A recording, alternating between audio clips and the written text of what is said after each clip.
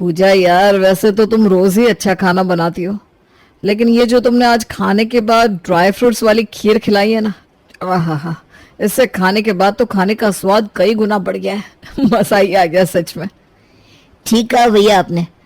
आज तो खाना खाकर मजा ही आ गया। वाकई भाभी, आज तो आपने बिल्कुल माहौल ही बना दिया। अच्छा भाई, ठीक है ठीक है। तुम दोनों ने तो तारीफ कर करके मुझे एकदम चने के झाड़ पर चढ़ा दिया। इतनी तारीफ भी मत करो कि मैं नीचे उतर ही ना पाऊं और कल तुम दोनों को खाना ही ना मिले। अरे भाभी, ऐसे जुल्म मत करो। अब आपने इतना बढ़िया खाना खिलाया है ना, अब तो खाना खाए बिना अपना गुजारा नहीं होने वाला। देखो भाभी, आप खाना चाहे जैसा भी बनाओ, लेकिन खाने के बाद ना कुछ मीठे में जरूर बना लिया करो। कोई मजा नहीं आता ऐसे सूखा सूखा खाना खाकर। आपके हाथ की खीर खाकर ना आज मुझे इतना तो समझ में आ गया है कि भाई खाना तभी कंप्लीट होता है जब डिनर के बाद कुछ बढ़िया तड़कता भड़कता सा मीठा मिल जाए। अरे भाई, हमारे घर की तो वैसे भी परंपरा रही है कि खाने के बाद मीठा खाना ही चाहिए। अच्छा चलो ठीक है, मैं कोशिश करूंगी, बना दूंगी कुछ ना कुछ। भाभी की बात सुनकर दोनों भाई बड़े खुश हो गए थे। अरे भाभी, मैंने आपको कहा था ना, ये डिनर के बाद स्वीट डिश बनाने का झंझट मत पालो। आपने भी लाड लाड में बना दी खीर। अब ऐसी मुंह लग गई दोनों भाइयों के, खाने से पहले ही मीठा मीठा चिल्ला रहे हैं। अरे हाँ तो ठीक है ना, बना ले कुछ हल्का फुल्का। कौन सा कोई तुझे यहाँ पर रसगुल्ला और गुलाब जामुन बनाने के लिए कह रहा है। जहाँ इतनी चीज बनती है वहां एक मीठा भी सही। आप भी ना कमाल करती हो भाभी। अरे थकती वक्ती नहीं हो क्या आप? और फिर भाई, मुझे तो ऑफिस भी जाना होता है ना। इतना टाइम कहाँ होता है मेरे पास कि ऑफिस से आकर मैं डिनर के साथ साथ रोज कुछ स्वीट डिश भी बनाऊं। ठीक है, तीज त्योहार की बात और होती है, लेकिन ये रोज रोज का झंझट अपने बस का नहीं है। मैं तो ले जा रही हूँ चीनी का डब्बा, रख दूंगी, जिसको मीठा खाना है खा ले एक मुट्ठी चीनी। अरे श्वेता, ऐसी कौन बात करता है, इतनी चिड़ी चिड़ी सी क्यों है। देख, एक दिन डिनर तू बनाती है, एक दिन मैं। अब जिस दिन मुझे डिनर बनाना होता है, मैं कभी चिढ़ा करती हूँ क्या? तू क्यों चिड़ कर रही है? जब काम करना ही है तो खुशी खुशी कर लेना। देखो भाभी, बात चिड़चिड़ करने की नहीं है, बात है समय की, और समय मेरे पास बहुत लिमिटेड होता है। वैसे ही घर में सब एक नंबर के चटोरे हैं, रोज नई नई फरमाइश कर देते हैं खाने के नाम पर। अब ऑफिस से आने के बाद सिर्फ खाना ही नहीं बनाना होता है ना, और भी तो कितने काम पेंडिंग रहते हैं। आप तो दिन में घर में रहती हो, निपटा लेती हो, लेकिन मेरे तो सारे काम पेंडिंग रह जाते हैं। मेरी मजबूरी समझा करो ना। इस घर में हर कोई मुझे सिर्फ आपसे कंपेयर करता रहता है, कोई मजबूरी समझने की कोशिश नहीं करता। अरे ऐसा नहीं है कि मैं घर के काम नहीं करना चाहती हूँ या सबको खाना बनाकर खिलाने में मुझे कोई प्रॉब्लम है, लेकिन ये रोज रोज के पकवान बनाना और स्पेशल डिशेस ट्राई करना मुझे पसंद नहीं है। अगर तुझे पसंद नहीं है तो ये बात तू अपने पति को समझा। सबसे ज्यादा वही शोर मचाता है। कभी कहेगा शाही पनीर बना लो, कभी बिरयानी, कभी गुलाब जामुन। अरे इस घर में मेरी सुनता कौन है? और वैसे भी भाभी, एक बात बताओ, ये रोज रोज मिठाई खाना ना कोई अच्छी आदत नहीं है। आपने देखा है आजकल डॉक्टर क्या सलाह दे रहे हैं? डॉक्टर की मानो तो चीनी जहर के बराबर है। जितना कम से कम आदमी कंज्यूम करे उतना ही अच्छा होता है। और हमारे घर में सबको रोज खीर और पुडिंग चाहिए होता है। ठीक है भाई, जब तक मुझसे हो रहा है मैं भी कर रही हूँ, लेकिन जब सबकी सेहत खराब होगी ना तब समझ में आएगा। वो कहते हैं ना, अच्छाई के लिए किसी से कुछ भी कहो तो आजकल लोगों को समझ में नहीं आती बात। अरे तू क्यों अपना खून जला रही है? तुझे पता है तेरी बातों का घर में किसी पर कोई असर नहीं होने। शुरू शुरू में तो जिठानी पूजा को अपनी तारीफ बड़ी अच्छी लग रही थी, इसलिए तारीफ पाने के चक्कर में वो खुशी खुशी कभी खीर तो कभी हलवा बनाकर रख देती थी। लेकिन अब रोज रोज मिठाई बनाने का झंझट तो किसी भी औरत के लिए गले में फांस अटकने वाली बात हो जाती है। कुछ ही दिन बीते थे, अब देवरानी सोमा की तरह जिठानी पूजा भी दोनों भाइयों की रोज रोज मीठे में क्या है पूछने वाली आदत से परेशान होने लगी थी। अरे छोटी, ठीक ही कहती थी तू। मैंने बिना बात की मुसीबत पाल ली इन दोनों भाइयों को मीठा खिलाकर। जब देखो तब मीठे में क्या है, मीठे में क्या है। अरे इरिटेट हो गई हूं मैं रोज रोज खीर हलवा और सेवैयां बना बनाकर। और क्या ऐसे ही बन जाती है स्वीट डिश? घंटों की मेहनत लगती है। मेरा भी ना अब दिमाग खराब हो गया है रोज रोज स्वीट्स बनाकर। अरे भाभी, अभी तो हम इन दोनों भाइयों को ही झेल रहे हैं। आपने ताजा खबर सुनी कि नहीं? अरे अब क्या ताजा खबर सुनाने वाली है तू? मुझे नहीं पता। आज ही सुधीर बता रहे थे कि मम्मी जी पापा जी गांव से हम लोगों के पास रहने के लिए आ रहे हैं। और ऐसा कुछ भी नहीं है, वो हर बार की तरह बस 2-4 दिन रुकेंगे। अरे वो तो लंबा प्रोग्राम बनाकर आ रहे हैं। कुछ पता नहीं कितने दिन वो लोग यहाँ ठहरेंगे। तो अब आप स्पेशल इंतजाम कर ही लीजिए। लो, पतिदेव की फरमाइश पूरी कर करके हमारा दिमाग खराब हो गया है। अब सासू माँ की कमी थी बस। जो थोड़ी बहुत कसर बाकी है ना, उसमें भी छोंक इनकी माता श्री आकर लगाएंगी। मैं तो इतने सालों से झेल रही हूँ सासू माँ को। तैयारी तो तू कर ले, तेरी तो जबरदस्त बैंड बजाने वाली है सासू माँ। तुझे पता नहीं, जब मैं नई नई शादी करके आई थी ना, ऐसे उंगलियों पर नचाती थी मुझे कि क्या बताऊं। बस मैं तो राम राम करते यही सोच के दिन बिता लेती थी कि बेटा पूजा बिता लिए 2-4 दिन किसी तरह। 4 दिन बाद सासू माँ गाँव चली जाएंगी और तुझे चैन की सांस लेने को मिलेगी। लेकिन अब जब से तूने बताया ना कि वो लंबा प्रोग्राम बनाकर आ रही है, मेरी तो सांस ऊपर नीचे हो रही है। सही कह रही हूँ। अरे भाभी, आप डरा क्यों रही हैं? एक तो मेरे पास वैसे ही टाइम कम रहता है, पहले ही ऑफिस में बॉस मेरा दिमाग खराब करके रखता है, ऊपर से हमारे घर में सबकी अलग ही फरमाइश चलती रहती है। अभी इतना सब कम था कि लो सासू माँ को भी संभालो। मेरा ना कभी कभी दिल करता है नौकरी ही छोड़ दूं और घर में बैठी रहूं, बनाती रहूं पूरा दिन पकवान। कम से कम कोई तो खुश होगा मुझसे। अरे तू पागल है क्या? खाना बनाने के लिए नौकरी कौन छोड़ता है? जैसे चल रहा है चलने दे चुपचाप। हर बात को दिल पर नहीं लेते। 2 दिन बाद ही पूजा की सास मनोरमा अपने बेटों के पास शहर आ गई थी। आपको पता है माँ, पूजा आपकी बनाई हुई परंपरा को आगे बढ़ा रही है। आज आप पूजा के हाथ की स्पेशल खीर खाकर देखिएगा, मजा ना आ जाए तो कहना। अच्छा भाई, ऐसा क्या खास है तेरी बीवी के हाथ की खीर में? हम भी तो देखे जरा। पूजा सास को खीर ला कर देती है खीर खाने के बाद। ठीक है, ऐसे तो कोई बहुत खास नहीं बनी, खीर जैसी तो बनी है। और ऐसा कौन सा अनोखा काम कर दिया तेरी बीवी ने? खाने के बाद मीठा खिलाना तो हमारे खानदान की परंपरा है, भूल गया क्या तू? अरे भाई, बड़ा बेकार जमाना आ गया है। लोग आए के आते ही माँ का किया हुआ सब मिट्टी हो जाता है आजकल के लड़कों के लिए। लोग आए ने 4 दिन खाना बनाकर क्या खिला दिया। माँ के हाथ से 20 साल खाया हुआ खाना भूल जाते हैं। अब तो याद भी ना होगा माँ ने बचपन से लेकर आज तक क्या कुछ खिला पिला के बड़ा किया है। बस बीवी के खाने की तारीफ करवा लो इनसे। अरे मम, मैंने ऐसा कब कहा कि आपने हमें कभी कुछ बनाकर नहीं खिलाया? आप तो राशन पानी लेकर मेरे ऊपर चढ़ जाती हो। पूरी बात तो सुना करो पहले। अरे भाभी, बड़ी बेकार की आदत है सासू माँ की तो। एक बार को झूठे मुंह भी तारीफ नहीं करी आपके हाथ की खीर की। अरे छोटी, अभी तू देखती जा आगे आगे होता है क्या। जान निकाल दे वही सास होती है, समझी? कुछ दिन बाद, अरे छोटी बहू, भाई क्या तुम लोग ये रोज रोज कभी आटे का हलवा कभी सूजी का हलवा बनाकर रख देती हो? अरे भाई, कौन खाता है आजकल के जमाने में ये सब? और ये छोटी बहू तो तुझसे भी बढ़कर है। कल सेवे की खीर बनाकर रख गई थी। देखो, बनाना हो तो मन से बनाया करो। ये बेकार टालने वाले काम ना मुझे बिल्कुल पसंद ना है। और मैंने तुम्हें पहले भी कई बार बताया है कि खाने के बाद मीठा खिलाना मतलब बस कुछ भी बनाकर रख देना नहीं होता। अरे ये परंपरा है हमारे खानदान की, इसको मन से निभाओगे तभी खानदान की बहू कहलाओगे तुम लोग। तुम्हें पता ही क्या है, हमारे घर कोई रिश्तेदार आ जाता था ना, तो मजाल है हम कभी खाने के बाद मीठा खिलाए बिना उसको हिलने भी दे।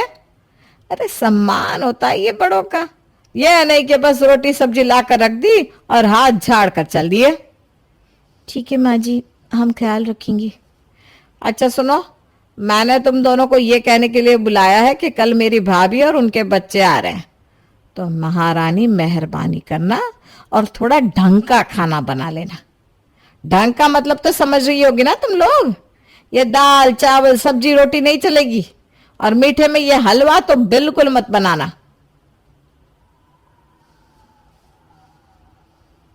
बड़ी बहू, बहुत अच्छा हलवा बना है, ऐसा कहकर पिछले 1 महीने में 20 बार तुम यही खिला चुकी हो। अरे भाई, परेशान हो गए तुम्हारे इस हलवे से हम तो। अब हम तो किसी तरह झेल रहे, लेकिन मेहमान आ रहे हैं तो उनके लिए कुछ स्पेशल मीठा बना लेना। ऐसा करो, शाही टुकड़ा बना लो। ठीक है माँ जी, वही बना दूंगी। देख रही हैं भाभी, किए कराए पर पानी फेरना किसे कहते। एक तो रोज रोज हम सबके लिए यहाँ पर बैठकर स्वीट डिश बनाते, ऊपर से नखरे देख रहे हैं आप। आजकल तो आपके देवर जी ना रोज नए नए फ्लेवर की आइसक्रीम खाने की फरमाइश करते हैं। कहते मीठे में आइसक्रीम बनाओ, वो भी फ्लेवर वाली। और ये फ्लेवर्ड आइसक्रीम कोई ऐसा नहीं होता कि दूध उबालकर चीनी मिलाकर रख दिया फ्रीजर में और जम गई आइसक्रीम। अरे बड़े जतन से जमानी पड़ती है ये फ्लेवर्ड आइसक्रीम। इन लोगों का क्या है, 2 मिनट में खा पी कर बर्तन चाट के साइड में रख देंगे। बनाने में रेल तो अपनी बनती है ना। फिर क्या किया तूने? अरे भाभी, मैं आपकी तरह नहीं हूं कि रोज रोज नई मुसीबत अपने गले में बंधवा लूं। मैंने भी कह दिया, आइसक्रीम खाने का ज्यादा शौक है तो जाओ नुक्कड़ वाली दुकान से खरीद कर ले आओ। ये रोज रोज घर में फ्लेवर आइसक्रीम बनाना मेरे बस का नहीं है बाबा। ठीक किया तूने। एक बार फ्लेवर्ड आइसक्रीम बना देगी ना, फिर उसके बाद ये दोनों भाई बहुत अच्छी बनी है, अब से रोज बनाना कहकर रोज बनवाएंगे हमसे। अरे भाभी, इन पतियों को तो हैंडल कर ही लेंगे, लेकिन आप ये बताओ सासू माँ का क्या करें। इन्हें तो रोज नए नए आइटम चाहिए खाने के लिए, और ऊपर से अब ये मेहमानों की आफत। अरे शाही टुकड़ा बनाने में कितना टाइम लगता है। तो लगेगा ही, पर कर भी क्या सकते हैं। अब सासू माँ का हुक्म है तो बजाना तो पड़ेगा ही। सासू माँ के मेहमानों की खातिरदारी में दोनों बहुएं अपनी जान लगा देती हैं।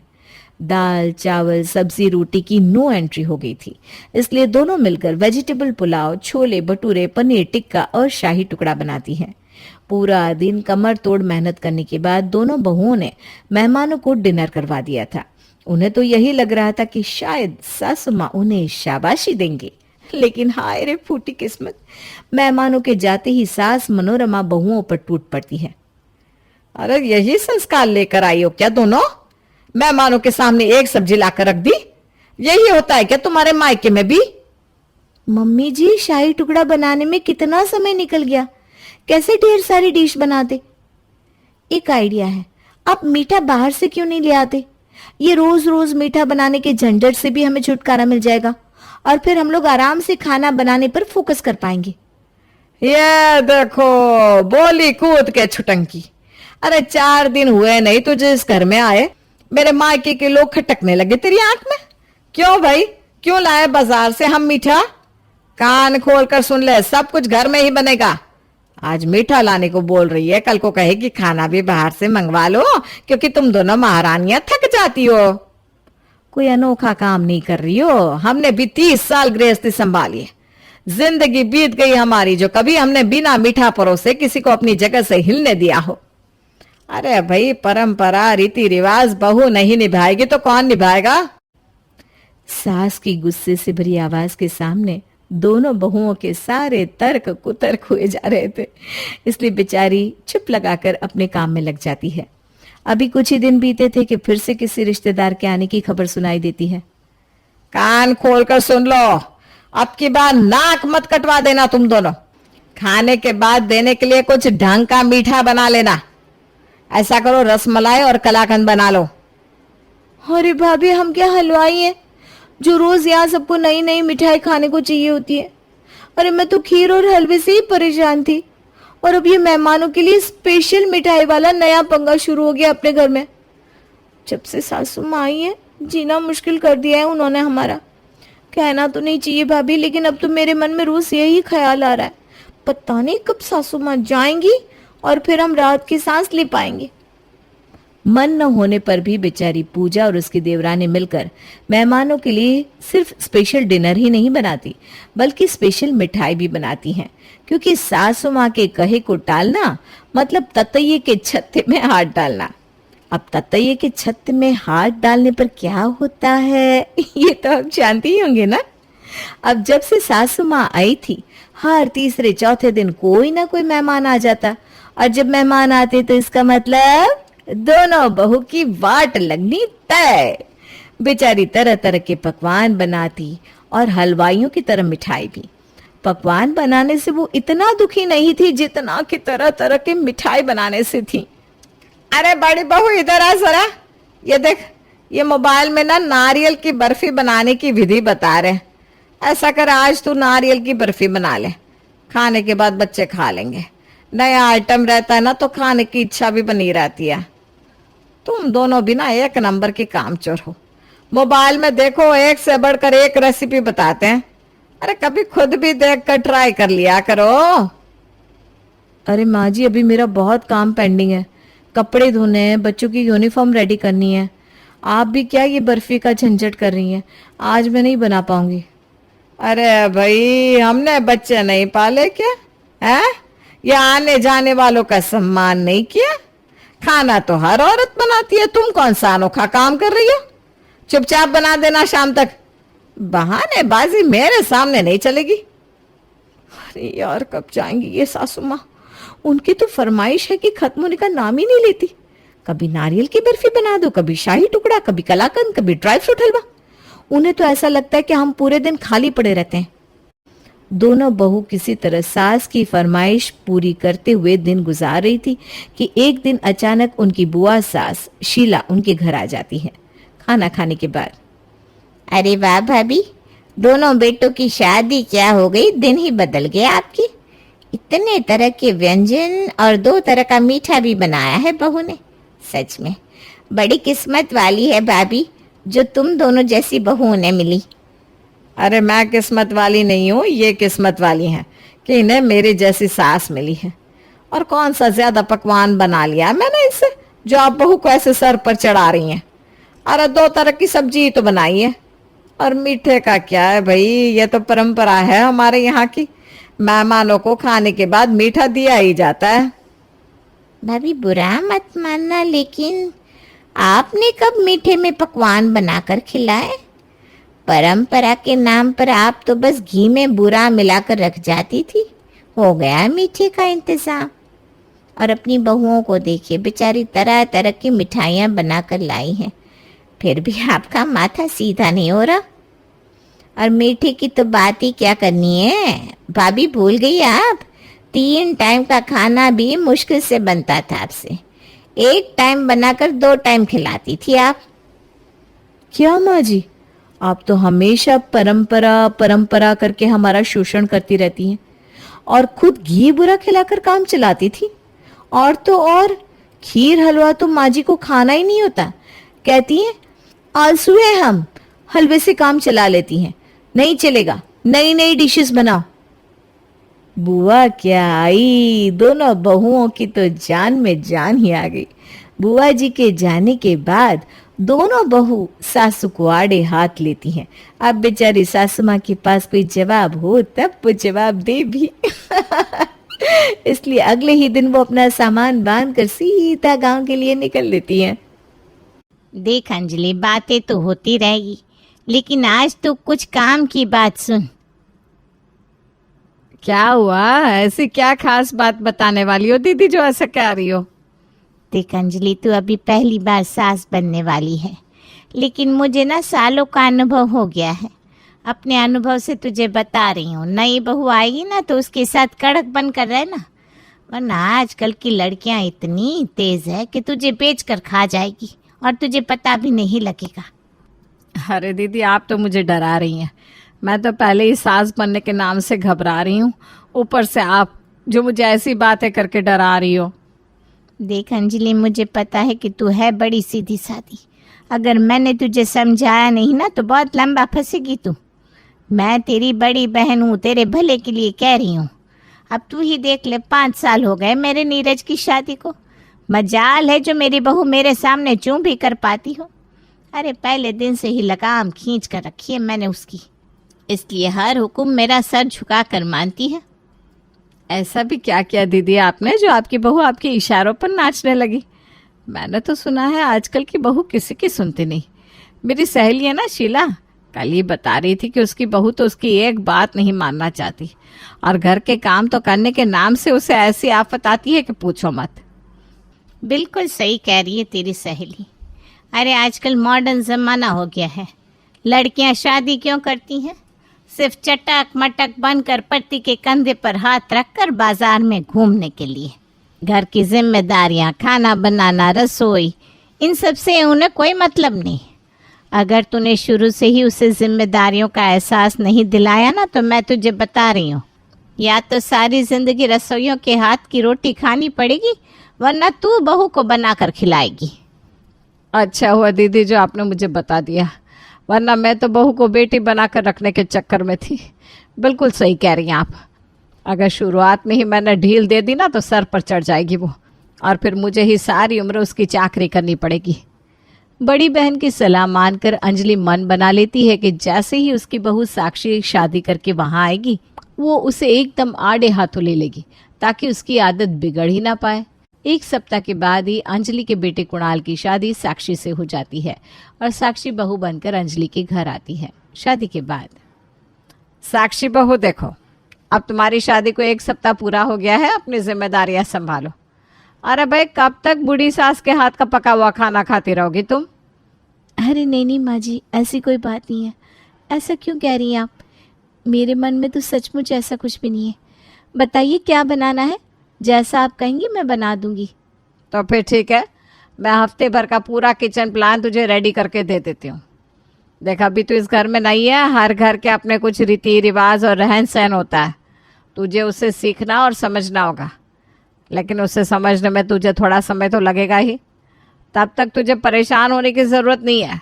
ये मैंने पेपर पर पूरे सप्ताह का प्लान लिख दिया है, अब बस तू उसी के अकॉर्डिंग अपनी रसोई संभाल ले। ठीक है माँ जी, लेकिन आपके यहाँ ये पूरे सप्ताह का रसोई प्लानर बन जाता है? ये तो मैं पहली बार देख रही हूँ। मेरे मायके में तो ऐसा कोई नियम नहीं था। मेरी मम्मी तो जब जो दिल में आया उठाकर पका देती थी। कौन से दिन कौन सी सब्जी बनेगी ये भी पहले ही तय हो जाता है। मैं तो पहली बार देख रही हूँ। देखो बहू, मैंने अभी अभी तुम्हें समझाया ना, हर परिवार का अपना रहन सहन होता है। अब ये बात बात में मेरे मायके का गाना यहाँ पर सुनाने की जरूरत नहीं है। बेहतर होगा तुम ससुराल के तरीके सीखो और यहाँ के रंग में ढलने की आदत डाल लो। सास के तेवर देखकर बहू साक्षी बिल्कुल सहम गई थी। माँ जी, आप मेरी बात का गलत मतलब निकाल रही हैं। मेरे कहने का वो मतलब नहीं था। आप ठीक कह रही हैं, मुझे यहाँ के तौर तरीकों को सीखना होगा। ठीक है, कल से मैं आपके प्लानर के अकॉर्डिंग ही खाना बनाया करूँगी। माँ जी, आपने लिखा है कि सोमवार के दिन आलू टमाटर बनाना है, लेकिन घर में तो एक भी टमाटर नहीं है। आप प्लीज़ बाज़ार से टमाटर मंगवा लीजिए ना, तभी तो आलू टमाटर बना पाऊंगी। लो जी, अब लंगड़े की टांग पकड़ेंगे तब लंगड़ा झाड़ू लगाएगा। अब ये आलू टमाटर बनाएगी तो इनके लिए 2 लोग लगाने पड़ेंगे जो इन्हें बाजार से सामान सब्जी ला करते। देख बहू, रसोई की जिम्मेदारी का मतलब 1 से लेकर 100 तक सारे काम तुझे ही करना है।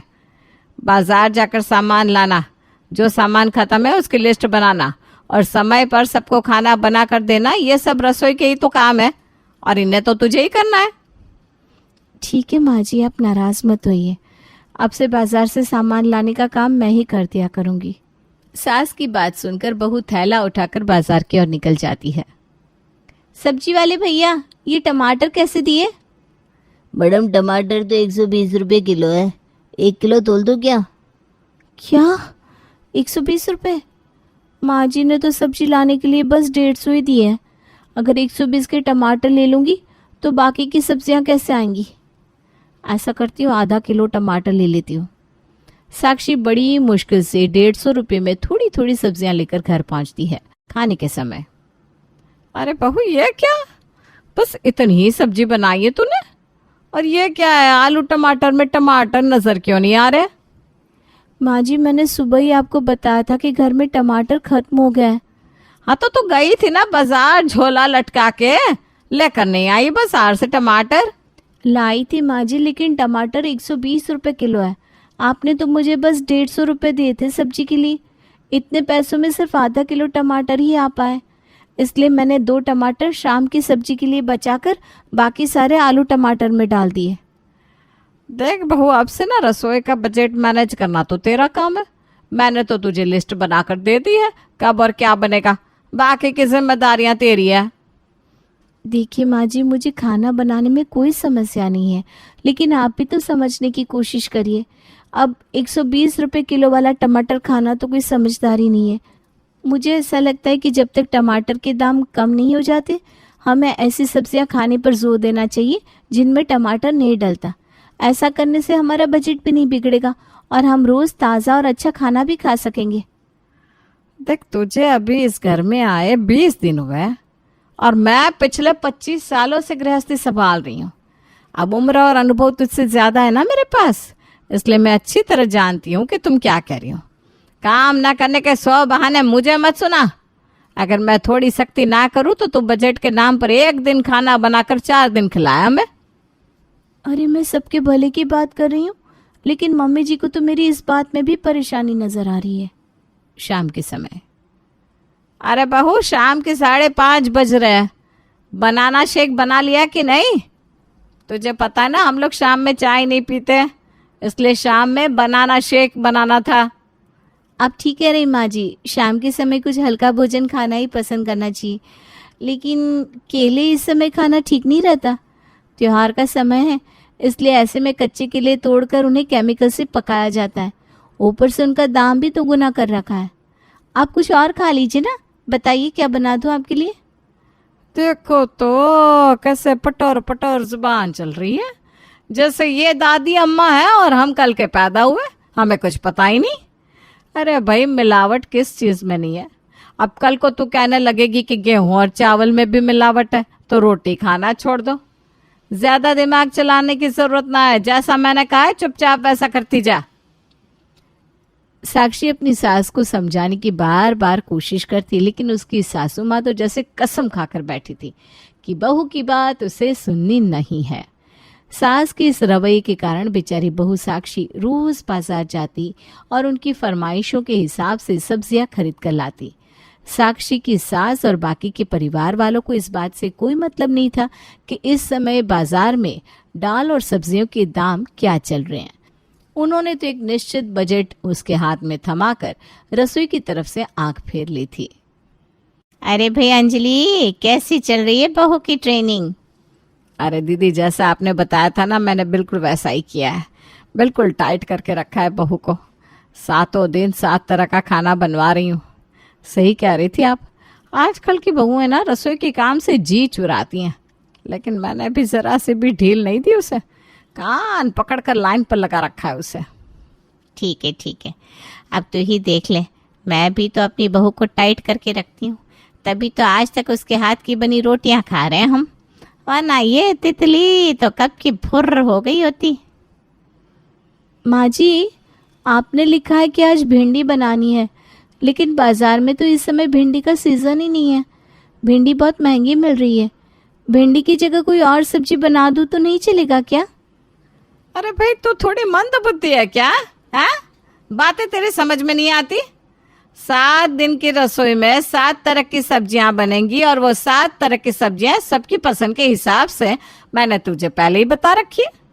अब तू क्यों रोज रोज मेरा दिमाग चाटने के लिए चली आती है? अरे तू कोई खानदान की पहली बहू नहीं है। मेरी जीजी है ना, उनकी बहू 5 साल से सब संभाल रही है। मजाल है जो सास की किसी बात को काटती हो। चूं की आवाज नहीं निकलती उसकी दीदी के सामने, और फर्राटे से तीनों टाइम खाना समय से बनाकर टेबल पर लगा देती है। एक तू है, रोज मुंह लटका कर मेरे सामने खड़ी हो जाती है। कभी कहती है टमाटर महंगे है, कभी कहती है केले में मिलावट है, और आज चली आई भिंडी के महंगे होने का रोना रोने। अरे भाई, कोई सब्जी महंगी हो जाएगी तो खाना छोड़ देंगे क्या? साक्षी को समझ में नहीं आ रहा था कि आखिर उससे गलती कहाँ हो रही है। वो तो पूरे मन से अपनी गृहस्थी को समेट कर चलाने की कोशिश कर रही थी, लेकिन हर तीसरे दिन उसे सास अंजलि के मुंह से फटकार सुनने को मिल रही थी। ऊपर से मौसी जी की बहू के साथ होता उसका कंपैरिजन उसे अंदर तक छलनी कर देता। अभी साक्षी की शादी को कुछ ही महीने बीते थे कि एक दिन अंजलि की बड़ी बहन का फोन आता है। अरे अंजलि, तेरे जीजाजी कई दिन से मिलने के लिए कह रहे हैं। हमने सोचा है रविवार को हम परिवार से ही तेरे यहाँ आएंगे। अरे क्यों नहीं दीदी, ये तो बहुत अच्छी बात करी है आपने। आप चिंता मत करो, मैं सब तैयारी कर लूंगी। रविवार के दिन मौसी जी अपने पूरे परिवार को लेकर अंजलि के यहाँ पधार जाती हैं। जब से बहू साक्षी को पता चला था कि सासू माँ की बड़ी बहन खाने पर आ रही है, वो बेचारी एक पैर पर पूरे घर में नाच रही थी, क्योंकि वो जानती थी कि सासू माँ की बहन की खातिरदारी में अगर जरा सी भी कमी हुई तो सास अंजलि उसे दिन में तारे दिखा देगी। अरे भाई साक्षी, एक बात बताओ, इतना खाना तुमने अकेले बनाया है? जी भाभी, क्या हुआ, आपको पसंद नहीं आया क्या? पसंद? अरे भाई खाना तो लाजवाब बना है, लेकिन ये बताओ इतना काम अकेले कैसे कर लेती हो तुम? कहाँ से लाती हो इतनी एनर्जी? अरे भाभी, आप मेरा मजाक उड़ा रही है ना? बस आप ये समझ लीजिए, आपको देखकर, आपके बारे में सुन सुनकर आपकी तरह ही बनने की कोशिश कर रही हूँ। लेकिन मैं जानती हूँ आपके जैसा बन पाना इतना आसान नहीं है, फिर भी मैं अपनी तरफ से कोशिश करती रहती हूँ। मेरी तरह? लेकिन मेरी तरह क्यों बनना है भाई तुम्हें? और अगर मेरी तरह बनना है तो ये सब करने की ज़रूरत क्या है? मैं समझी नहीं भाभी, आप क्या कहना चाह रही हैं। मैं जानती हूँ आप पूरे परिवार की जिम्मेदारी बहुत अच्छी तरह संभालती हैं, सबकी पसंद का खाना बनाती है, मौसी जी की एक आवाज़ पर दौड़ी चली जाती हैं, उनकी कही हुई बातों को पत्थर की लकीर समझती हैं और कभी उनसे पलटकर कोई सवाल जवाब भी नहीं करती। लेकिन मैं क्या करूँ, लाख कोशिश करने के बाद भी ना आदर्श बहू नहीं बन पा रही हूँ। कुछ ना कुछ गलती तो हो ही जाती है मुझसे, लेकिन मैं जानती हूँ समय के साथ आज नहीं तो कल मुझे भी आपकी तरह इस परिवार को चलाना आ ही जाएगा। अरे अरे रुक जाओ रुक जाओ रुक जाओ, ये सब क्या बोले जा रही हो तुम? तुमसे किसने कह दिया कि मैं आदर्श बहू हूँ? देखो साक्षी, मैं जो हूँ नहीं ना, वैसा होने का नाटक करना मुझे पसंद नहीं है। मुझे किसी की आदर्श बहू बनकर सारी जिंदगी जीने का कोई शौक नहीं है। ये सब किसने कहा तुमसे? मैं अपनी पूरी जिंदगी किसी को खुश करने में नहीं बिता सकती। मैं सिर्फ वही करती हूँ जो सही है। गलत बात मैं किसी की भी नहीं सुनती, ना मैं किसी को गलत कहती हूँ, ना किसी को अपने बारे में कुछ गलत कहने देती हूँ। अब किसी को मेरी बातें बुरी लगती हो तो लगे, मुझे उससे क्या। अरे भाभी, माँ जी तो कहती है कि पावनी की जैसी बहू खानदान में आज तक किसी की नहीं हुई। अच्छा, अगर ऐसी बात है तो चलो आज तुम्हारी सारी गलतफहमी दूर कर देती हूँ।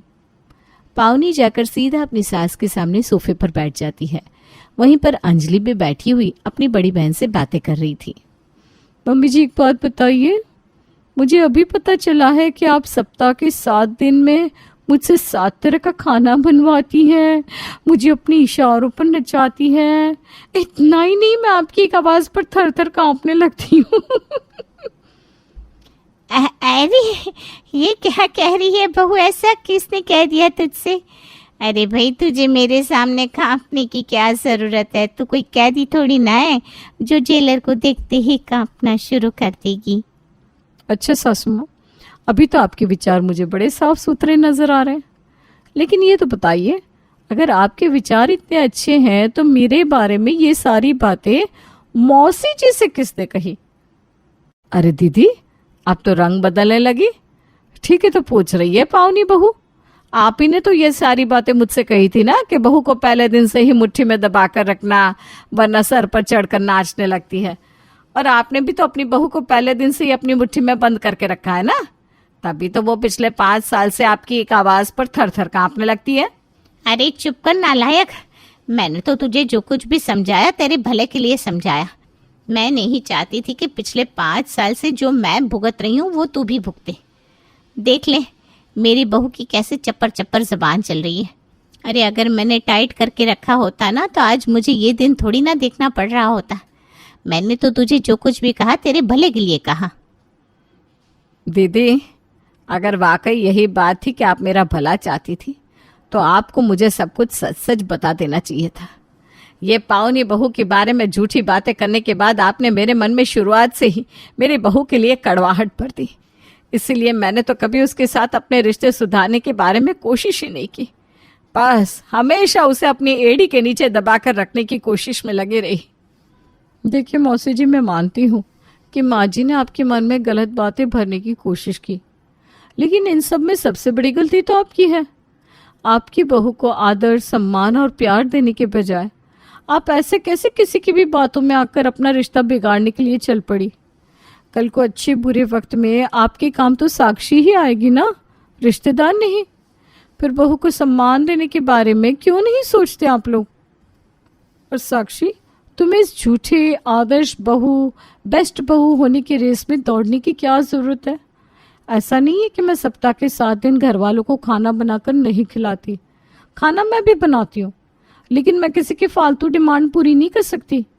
और हाँ, घर की सारी जिम्मेदारी मेरे अकेले की नहीं है। ऐसा नहीं है कि सासू माँ हंटर चलाएं और मैं भाग भाग कर पूरे घर की जिम्मेदारी अकेले संभालूं। घर में अगर सब लोग हैं तो जिम्मेदारियां भी सब लोग में बंटनी चाहिए। सबको हाथ पैर हिलाने की जरूरत होती है। बहू कोई सुपर वुमन नहीं है। पावनी बहू बिल्कुल ठीक कह रही है। मुझे माफ कर दे बहू, मैंने तेरे साथ बहुत बुरा बर्ताव किया। तेरी किसी भी बात को कभी समझने की कोशिश ही नहीं करी। दीदी की बातों का पर्दा पड़ा हुआ था मेरी आंखों पर। अरे मैं जब भी तेरे साथ थोड़ी नरमी बरतने की कोशिश करती तभी दीदी का फोन आ जाता और मेरे कान भर देती और मुझे याद दिलाती कि मैं एक सास हूँ और सास अकड़ कर रहती हुई ही अच्छी लगती है। लेकिन मैं वादा करती हूँ, आगे से मैं तेरे साथ कोई ज्यादती नहीं करूँगी। अपने घर चलिए माँ जी। इन लोगों का मैटर तो सॉल्व हो गया, लेकिन आपने यहाँ जितना रायता फैलाया है ना, हमें भी तो वो सब सेटल करना पड़ेगा। अब आप क्या चाह रही हैं, मैं यहीं पर शुरू हो जाऊं या घर चलेंगी? अरे बेटा, तू तो नाराज हो गई। मैंने तेरे बारे में कोई गलत बात किसी से नहीं की। अरे चाहे मैंने झूठ बोला हो, लेकिन तेरे बारे में तो अच्छी बातें ही फैलाई है। सच में बेटा। आपका सच झूठ अच्छा बुरा अब मैं अपने घर चल के समझूंगी माँ जी। फिलहाल तो आप इस समूह से कुछ छोड़िए और मेरे साथ घर चलिए। पावनी सास का हाथ पकड़कर उसे अपने घर की ओर ले गई और यहाँ अंजलि शर्मिंदगी से अपनी बहू को देख रही थी।